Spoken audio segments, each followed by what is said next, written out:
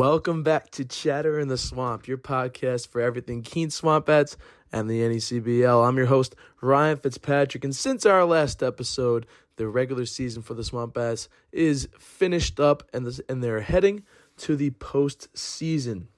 The SwampBats on a complete tear to end it all, sitting at 32 wins, tying the NECBL record of most wins in a regular season and completing the record of the most successful regular season Keene SwampBats baseball team, getting over the 31 mark, hitting 32, and being the best regular season team in franchise history. Now, looking back on the past week, we've seen a couple of playoff games so far with a very electrifying postseason so far. The first two games, the SwampBats sweeping the Upper Valley Nighthawks, which they had a magical win in Game 1 of the series. But to start that off, the player of the week for this week is Kyle Peters. Kyle Peters, in that Game 1 against the Nighthawks, pitched 5 innings, only allowing 1 hit and not allowing an earned run. He was the SwampBats player of the week, but the hero truly to Game 1 of that is Michael O'Brien, delivering a moonshot blast to end it all in the bottom of the 9th inning after the SwampBats were blanked for a majority of that game right until the very end, where they were able to scratch 1 run across to tie it 1-1. But in the bottom of the 9th, Michael O'Brien just coming through, hitting one off of Mateo Wells, and was able to send the fans home happy. Going into Game 2, of course, where the SwampBats went on an absolute tear against the Nighthawks at Upper Valley, where they hit a grand slam by Marshall Lipsy in the first inning, and then a bases clearing double by Ty Manolfi also in the first inning. They're up 7 runs before the Nighthawks even had a chance to bat, which that game was just over before things got even rolling in that ball game. SwampBats sweep them and are heading home once again to face the Sanford Mainers, and they have lots of interesting stuff going on. Before we get into the playoffs, though, in the season finale of the regular season, Ripken Reese had a chance to play every position on the diamond for all 9 innings, and it was interesting to watch. He started over in left field, worked his way over to right, and then went into the infield, started at third base, and then went across the diamond to first, caught in the 8th inning, and then pitched in the 9th inning to close the game out. Very interesting to see. Before the game, I asked him if he was nervous. He's like, I'm never nervous, just happy to be here. And the thing is, he was the only position that would be a little nerve-wracking is pitching, of course. And when he went in to pitch the 9th inning, he did let up 1 moonshot, of course, but still closed the game out in the SwampBats victory over the Mountaineers, of course.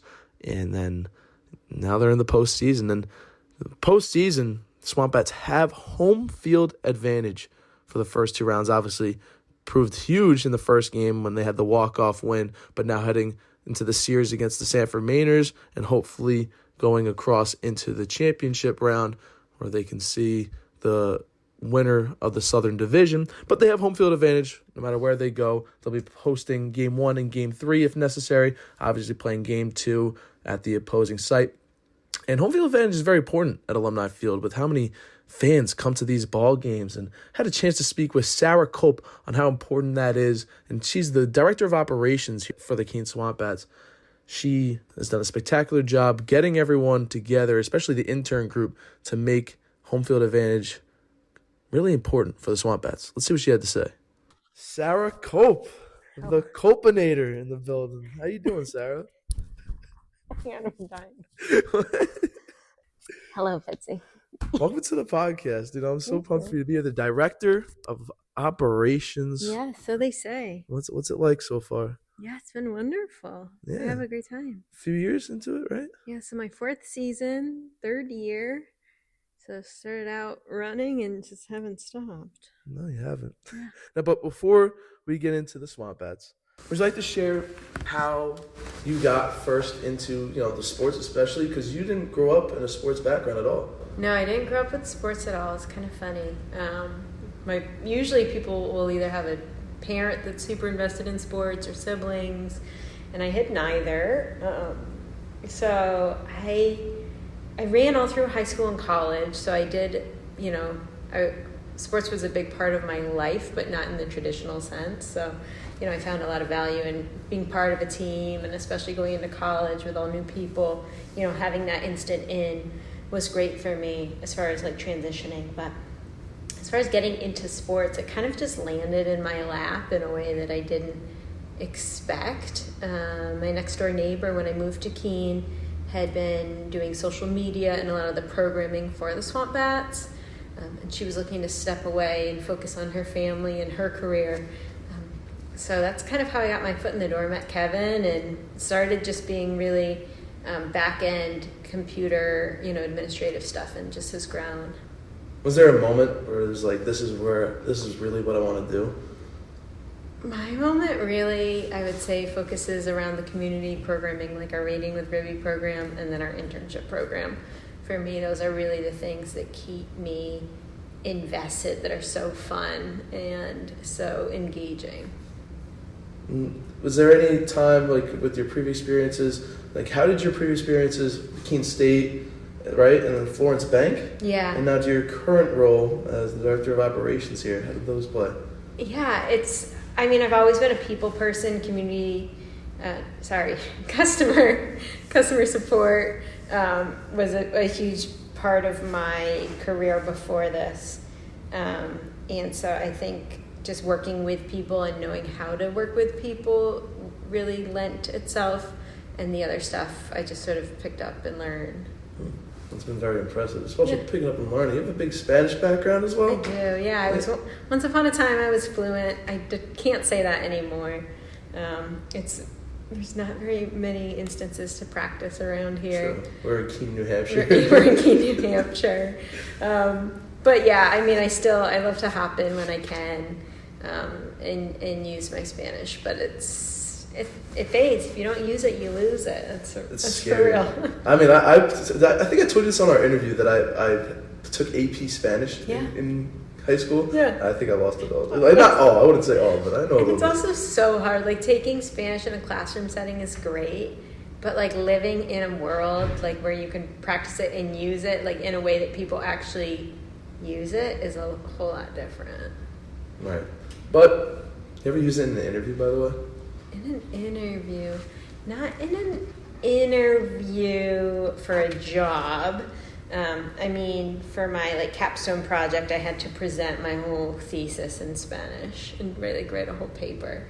And then I did study abroad in Peru. And so once you get outside, there's not a lot of English there, period. I was in Cusco. And especially once you get outside of the main city, a lot of people don't even speak Spanish. They speak Quechua.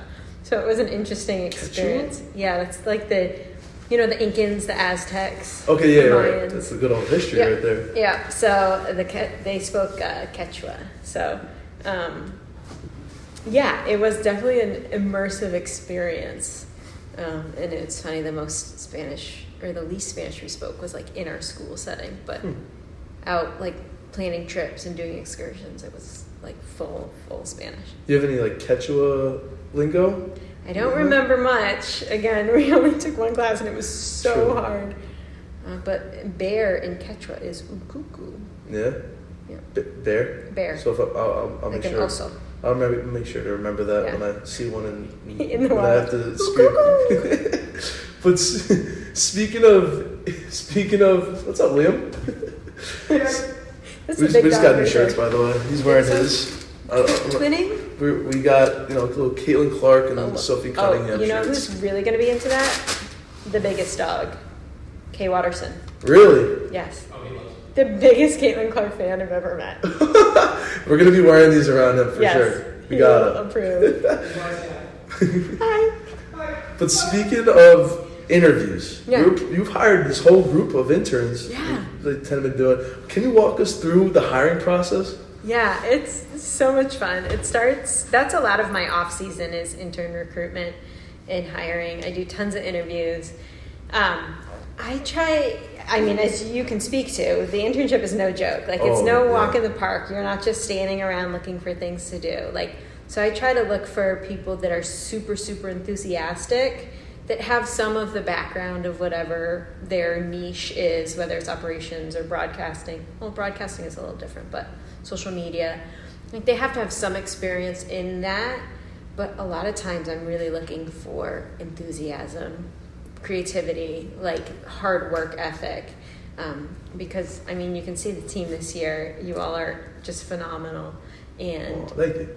It's not always the person that looks best on paper. It's the person that gives me the best vibes. That's true. And it's worked out. It has been. And, is it, before we get into the vibes of things, because the vibes here, this group is immaculate. Let me tell you, this group. But before we get into that, is it different hiring a broadcaster for you? Especially, we don't work a lot together. Yeah. We really don't. Like, is it a little more sketchier, like hiring someone that you're not going to work with throughout the season as much as the operations? Well, it's harder for me to do like broadcasting, especially analytics, because that's its own thing, and even broadcast production. Just because, like you say, like I'm not involved with you guys during the season. You all are your own experts. So Kevin and I will do those interviews together because he at least has more of like the vernacular, what he's looking for, and certain things that not coming from the baseball world that I don't know per se. For the broadcasters, we really took a hard look at the reels, like the voice, how they're calling the plays. Like it's not always about being the most enthusiastic, because if you're 10 out of 10 on every play, what makes one stand out? It's kind of exhausting to listen to. So we look at the reels, we look at writing samples. Writing, as you know, is a huge part of the broadcaster position. And really willingness to learn and adapt as well within the internship. It's been very exciting. And thank you for hiring us, me and Andrew. We're loving it so far. But over the years, do interns usually get close like this group this year? So this is my third team that I did start to finish. And I would say they get pretty close. Some may call it trauma bonding. But really, you're spending...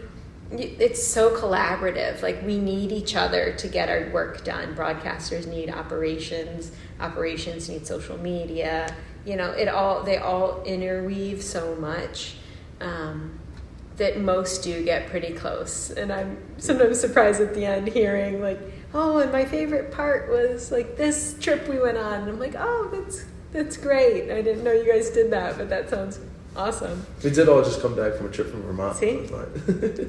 It's great. There's a lot of bonding. I would say that, this group is really close. Last year's group was also really close. I think it's just the nature of the business. It's like summer camp tenfold, right? Because you guys are working, you're having fun. And we all needed each other before the season started. That's a grind before the season. Yeah. All helping each other out, getting the field ready. Yeah. That was definitely something. But those first few weeks of like, okay, we're a team. You may be a broadcaster. You may be doing social media. But like, if we need a tent put up and quick, fast, and in a hurry, like everybody runs over. And I love that aspect of it. But was there any different vibe when you were interviewing this group of interns instead? Just say you love us more. That's all we're trying to get out of it. I do. I love you guys so much. Honestly, it's just... I always love having a few local or local-ish kids. I think that helps. Right. You're not local, and even Franklin Pierce isn't... it's pretty local. That was close. But it is different being here and being at the field than being at Franklin Pierce, I'm sure. But for me, that local feel helps to like get everyone else acclimated. Like, oh, like this is the good spot for pizza, or even those little things. I would just say, like, overall, our operations team is just killing it this year. Oh, yeah. Just one person down, and they're still just smashing it.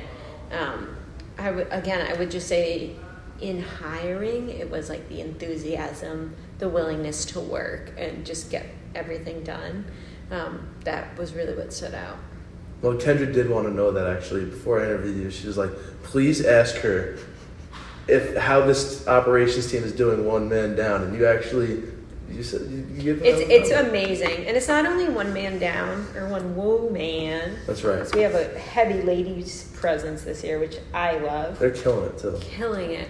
it's also, like, you guys wouldn't know from last year, but we're doing a lot more this year with sponsors, with theme nights, with, like, engagement, with fan experience. Like, over last year, it's more than just being one person down. Like, the work that we're asking operations specifically to take on is a lot more than was last year, and they've absolutely smashed it. Right. You mentioned this year one intern couldn't make it. Last year also one intern couldn't make it from a little injury. But what's it like trying to either fill that role or having your team, operate with that one? So as far as filling an open spot, usually I can do it because there's no shortage of people applying for these internships. This year, it was like under 10 days that we had someone back out. And at that point, I even did 6 or 7 interviews. But no one was able to make the commitment to turn around. Because you have to live here, you have to commit your whole summer, and it's a full-time internship. So it's really hard to balance with other things. And some finances come into play. Finances, There's just so much. Right. Usually I'm able to do it, but, when it's less than 2 weeks from opening day, it's didn't happen. Couldn't pull it out. It's tough, but also one intern did step in last year after one went down. Yep. And now they're a higher role. I mean, what's that like, rehiring him, Liam, after last year's operations role?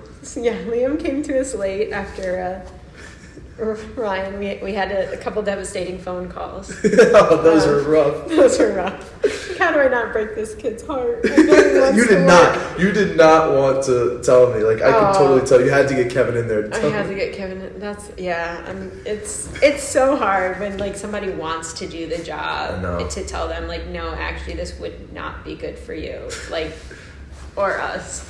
So Liam came to us late, and I just remember, like, he's just, like, a very calm and, like, thought out, like, methodical kind of person. Like, he came across as just like let's do it, like, load my plate up. And he just ended up being such a stellar intern last year on our operations team. And when thinking about who to bring back this year, because it's always best if we can have our operations team led by someone who's done it and has lived through a season, it was just a no-brainer. I mean, he's just such a great dude. Oh, yeah. Such a hard worker. And a great leader, too. And a great leader. Well, I think so, too, but he's not.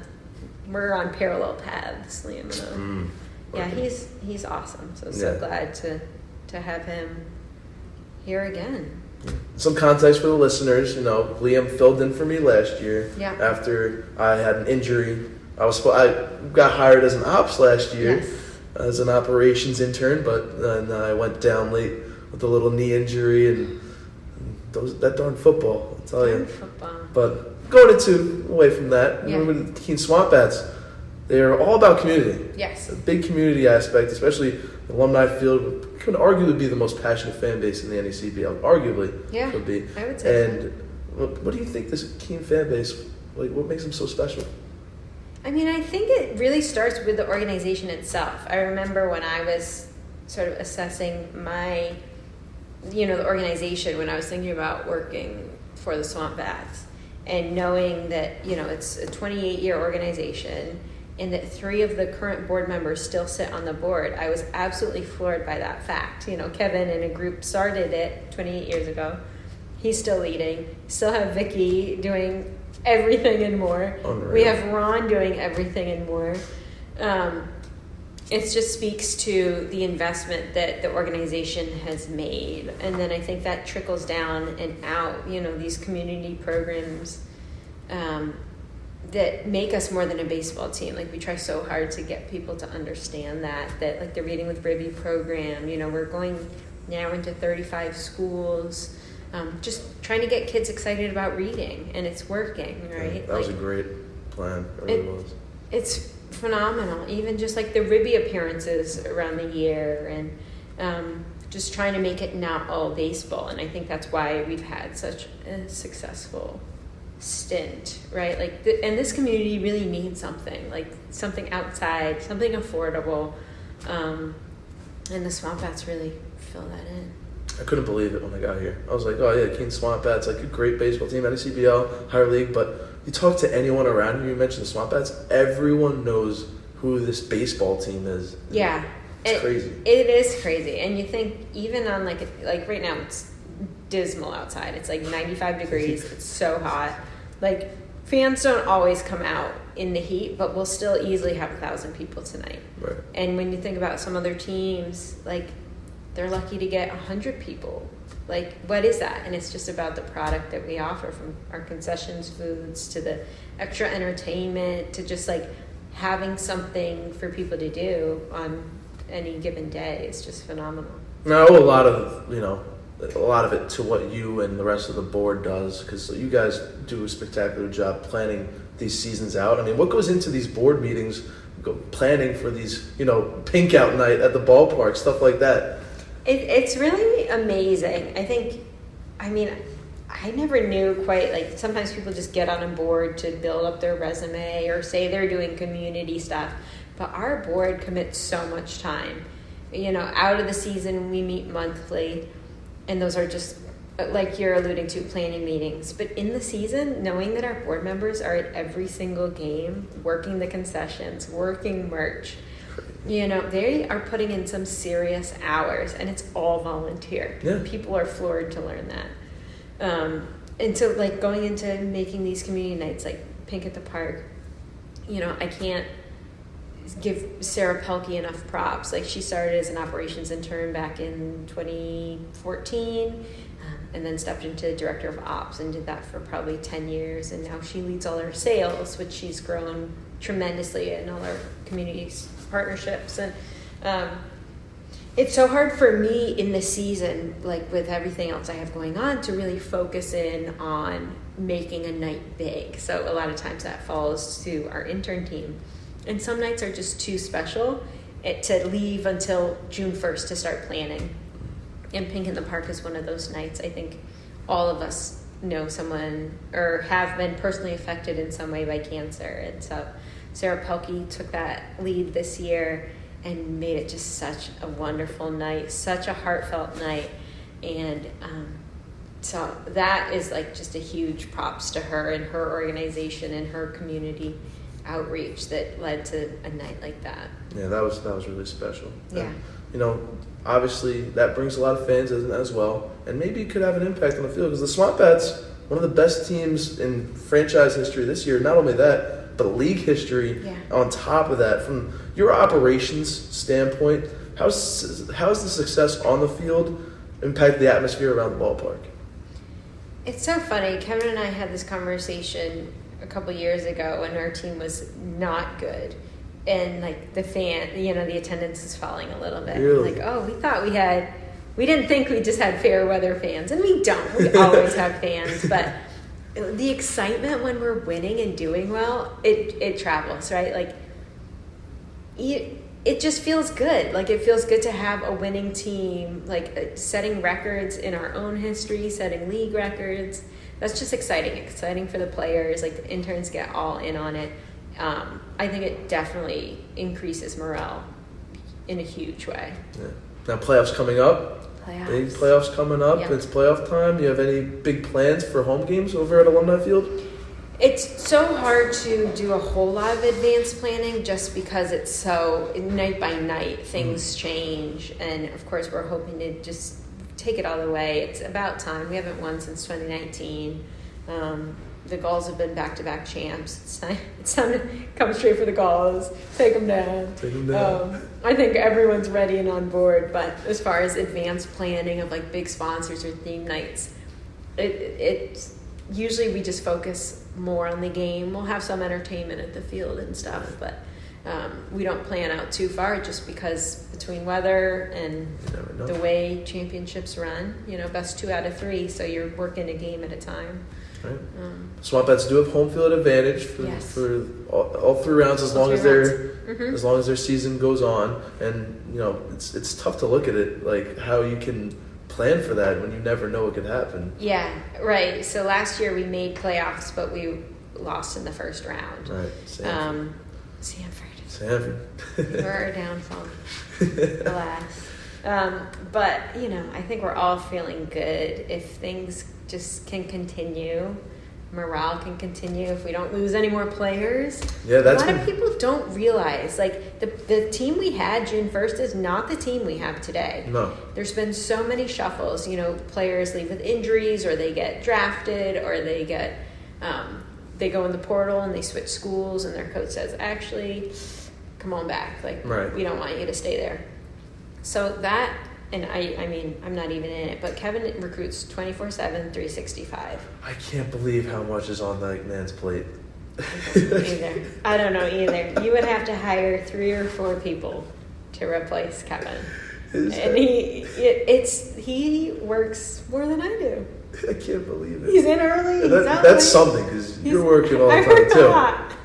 But man, he's incredible, and he just loves it so much. So, but yeah, the changes with the portal over the last few years have just wreaked havoc on the whole league. It's not just SwampBats; it's every team in the league. It's leagues across the country. The Cape went to a 55-man roster, in part because of these changes with the portal, because they're trying to, front load their team. But right. We couldn't house 55. It's challenging. We're in Keene, New Hampshire, no city, but it is the city of New Hampshire, I guess we could say. But we're the only city in Cheshire County here. We have great fans, we have great host families, but our the pool we have to pull from is limited. Right. But you did get your intern to the house at Keene State, which is very nice. What's the relationship like with Keene State for you? It's amazing. I mean, the gift that they provide us to letting our interns stay here for just an extremely discounted rate, all that they provide, it's a special gift. And you talked about Kevin a little bit before. What's it like working with Kevin Watterson, the president of the team, who does all these things? I love working with Kevin.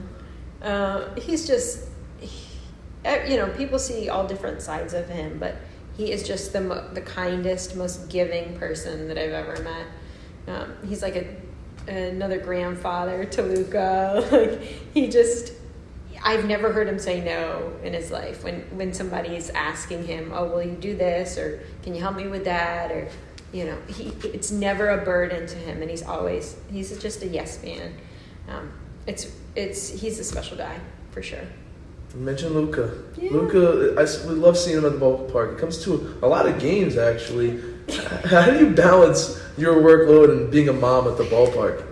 In the summers, it's challenging. This year is the first year that he's 3.5 for reference. I started and he couldn't even sit up, so he really has grown up with the SwampBats. It's the first year that he'll sit and watch a game, that he really wants to be involved. So it's wonderful because I can just sort of let him run around. There's enough people, trustworthy people at the park that have eyes on him. Half the time he'll be running somewhere and one intern scoops him up or another one does. And, that makes my heart feel so happy when I know that he's safe, even when I'm running around frantically. It's a challenge, but I'm so lucky to have this job where, if he's sick, if I'm sick, he just comes to work with me. Like, it's no big deal. And being able to bring him to the park with me, maybe last week, we were short a volunteer for a bit. So I was at the window taking orders with him on my hip. Like, yes, it's challenging to do that, but it's also such a gift to be able to just, include him in whatever I have going on. That's really cool. Yeah, and he loves it. Do you think he's going to be a baseball guy at all? Yes, he's really into catching. He always has eyes on the catcher, trying to watch what's going on. Likes to just sit down low, and he got his first glove this summer. He'll definitely be a baseball guy. Nice. I told Kevin, reserve us a spot in 15 years. 15 years? We'll be here. Yeah, 18. Yeah, wow. 18. Wow. He could be. It's such a long time away. But yet, it goes quick. And some of the interns actually want to know this real fast. If you had to pick, you have to pick. Okay. Who's your favorite intern this summer? And you can't say all of them. You can't say all of them. It is all of you guys. No. They said you have to pick one. That's just so not fair. Luka's my favorite intern. There you go. That's the best answer you could have done. I mean, technically, he does. He's around the ball. He's around the ballpark almost as much as us. So he has a name tag that says intern in training. Wow. Yeah. So there you go. He just doesn't like to wear it. Brenda's not going to be happy about this, by the way. She thought she was for sure being picked. Well, Brenda is wonderful with Luka, and you too. I mean, I think you too. Brett, he also loves. He loves to engage and feel included. He kind of reminds me of like myself. I'm not gonna lie. Yeah. Just in smaller form with less responsibilities. Well, I said that the other day, didn't I? I was like, "This is you, Ryan." He's just a go-getter. Like he is just nonstop. Load up his plate, center of attention, all in very positive ways, for sure. But all right, for someone around my age looking to work in sports, what's the best advice you can give to someone getting started and building a career in that industry? Number one, I would say, is keep your base broad. Like, don't try to get too niche in anything that you do. Like, take each experience and just note, even some of the times, the small things that you wouldn't think, like doing a stat sheet or, sometimes I think about like social media, people wanting to focus only on videos or something. Like you have to just keep everything broad so that when it comes time to apply for jobs, it's never going to be the dream job right away. But you're able to take little nuggets from your experiences and say, nope, I've done that. Even if you're conflating a little bit, like no one else will know. I'll back you up. So number one is just keep your base broad. And then number two is network, like use your resources. Call on people, especially in this internship, former interns, like reach out to them, right. Ask them about their experiences, see if they have any, advice or how they got started. And just remember that like your job at 22 is not going to be your job at 25 even sometimes. So like just keep moving, be ambitious and keep networking. Just like your journey. Just like my journey. Who would have thought 10 years ago you were working baseball team? I know. It boggles my mind. Well, when you look back at the season, the teams, the interns, the fans, what would be the memory that's going to stick with you the most? I think the people, like the interns, the board, just for me, like watching the interns grow and you all get here and you're so nervous and by the end of the season you're like, yep, got it. I asked some weird question, yep, already done. Just seeing the interns come into themselves and grow in such huge ways is so rewarding. For me it's the people. The people? The people. Well, Sarah, you're the people. You bring the people together. That's what you've been done so well. People wrangler. We appreciate you getting us all together and creating this group because I think we have formed some relationships that are going to be going beyond this internship, and we thank you for that, Sarah. Yeah, and thank you for joining today. Thanks for having me. I appreciate your time. It's been a blast. Thank you, Sarah. Well, that'll do it for Chatter in the Swamp. Thank you all for joining us in this episode, and hopefully we'll have another one going for you next week after the postseason has concluded. That'll be the conclusion of the postseason will be August 9th, but we'll see if the SwampBats can make it and succeed. They're going into round 2. Hopefully things will get underway Monday night at 6:35 p.m. against the Sanford Mainers of Game 1 of the Northern Divisional Final. I'm Ryan Fitzpatrick, and I'm your host. Thank you all for tuning in. We will see you next time.